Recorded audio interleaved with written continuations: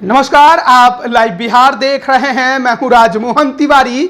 बिहार की राजनीतिक परिस्थितियां काफी बदलते नजर आ रही हैं। जो कभी कल दोस्त थे वो अब दुश्मन बन गए हैं और जो कभी दो दुश्मन थे अब दोस्त बनते नजर आ रहे हैं। तो क्या बिहार में एक बड़ा बदलाव होने जा रहा है? ये अब चर्चा का विषय बन गया है। सबसे पहले आपको बता दें कि पिछले दिनों जिस प्रकार से जनता दल यूनाइटेड यानी कि नीतीश कुमार की पार्टी जेडीयू ने अपने पूर्व राष्ट्रीय अध्यक्ष आरसीपी सिंह पर भ्रष्टाचार के आरोप लगाए और उन्हें शोकॉज नोटिस भेजा, स्पष्टीकरण मांगा, और जिस प्रकार से जेडीयू के तमाम जो नेता और प्रवक्ता थे उन्होंने सीधे सीधे आरसीपी सिंह को टारगेट पर लेना शुरू कर दिया, उसके बाद शनिवार की देर रात आरसीपी सिंह ने अपने इस्तीफे का ऐलान कर दिया। और साथ ही साथ जिस प्रकार से नीतीश कुमार को लेकर उन्होंने कई बातें कही,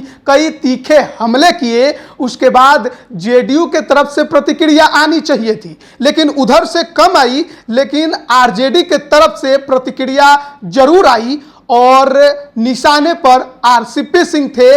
बचाओ नीतीश कुमार का हो रहा था। तो क्या आरजेडी और जेडीयू के बीच में जो खिचड़ी पकने की बात कही जा रही है, क्या वो खिचड़ी पक गई है? क्या कुछ बदलने वाला है? क्या बिहार की सत्ता में कुछ बदलाव होने वाला है? ये चर्चा का विषय बन गया है। लेकिन सबसे पहले आपको आरजेडी के प्रवक्ता शक्ति सिंह यादव की वो प्रतिक्रिया हम दिखा रहे हैं जो उन्होंने आरसीपी सिंह को टारगेट पर लेकर लिखी हैं जब उन्होंने इस्तीफे का ऐलान किया था। देखिए, शक्ति सिंह यादव जो कि आरजेडी के प्रवक्ता हैं वो क्या कुछ लिखते हैं। वो सीधे सीधे लिखते हैं कि जो खुद वार्ड का चुनाव नहीं जीत सकता, दूसरे के ताकत से प्लॉट का ग्रिड कायम किया, आज जब सवाल का जवाब मांगा गया कि 58 भूखंड 9 वर्षों में कैसे अर्जित की, तब तिल मिलाकर इस्तीफा की घोषणा कर दिया, पर जवाब तो नहीं ना मिला कि धन कैसे प्राप्त किया।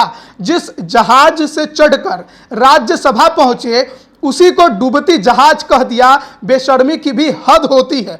दूसरे के बेटे बेटियों से सवाल कर कल तक जवाब मांग रहे थे, अपने पर आया तो फटकर हाथ में आ गया। पर जान ले अपने किए का फल तो भुगतना ही पड़ेगा। देखना यह है कि देश का ईडी, आईटी, सीबीआई सक्रिय होकर काम करती है कि नहीं। आरसीपी को कमल छाप पर भरोसा है कि स्नान कर वैतरणी पार कर जाएंगे, पर अजी आप बचकर कहां जाओगे? जहां जाओगे कानून को सामने पाओगे।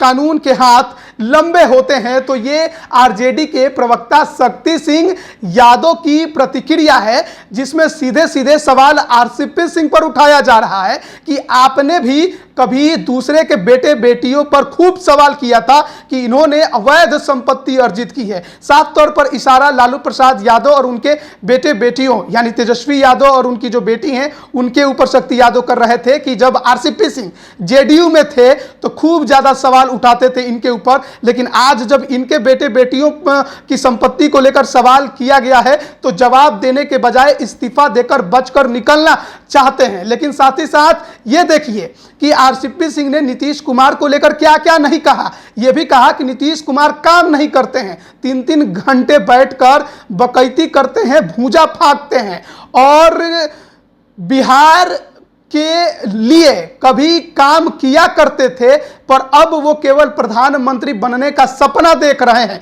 तो आरसीपी सिंह ने जिस प्रकार से मुख्यमंत्री नीतीश कुमार को लेकर बातें कही, ऐसे में एक विरोधी दल के नाते आरजेडी की प्रतिक्रिया नीतीश कुमार को टारगेट करने की होनी चाहिए थी। लेकिन देखिए, अभी चर्चा यह है कि तेजस्वी यादव और नीतीश कुमार साथ आ सकते हैं। ऐसे में देखिए किस प्रकार से आरजेडी के प्रवक्ता शक्ति सिंह यादव ने आरसीपी सिंह पर सवाल खड़े किए। उनकी जो अकूत संपत्ति की बात चल रही है, जो आरोप लगे हैं, उस पर जवाब मांगा और यह भी कहा कि कैसे धन प्राप्त किया वो बताइए, इस्तीफा देकर बचने से काम नहीं चलेगा। बीजेपी का उन्होंने अपनी प्रतिक्रिया में नाम ले लिया, लेकिन कहीं भी नीतीश कुमार का जिक्र नहीं किया गया है। तो क्या जो चर्चाएं चल रही हैं कि बिहार की राजनीति में बड़ा बदलाव होने वाला है, बिहार की सत्ता बदलने वाली है, नीतीश तेजस्वी साथ आ सकते हैं, तो क्या वो सही है? देखिए, आरजेडी जिस प्रकार से पिछले कई दिनों से नीतीश कुमार का नाम अब नहीं ले रही है,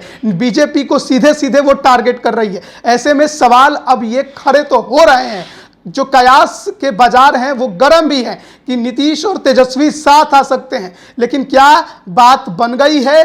क्या ये जो राजनीतिक बदलाव के संकेत है वो पूरी तरह से सही है? ये तो वक्त बताएगा। लेकिन कहीं ना कहीं जिस प्रकार से आरजेडी ने एक बार फिर से नीतीश कुमार के बचाव में ही बात कही है, उसे देखकर अब ये बातें सही भी लगने लगी है। क्या होगा ये तो आगे देखा जाएगा, लेकिन फिलहाल बिहार की राजनीतिक परिस्थितियां जो है वो बिल्कुल बदलते नजर आ रही हैं। बने रहिए लाइव बिहार के साथ। आप सभी का बहुत बहुत धन्यवाद। लाइव बिहार YouTube पर सब्सक्राइब और Facebook पर लाइक जरूर करें।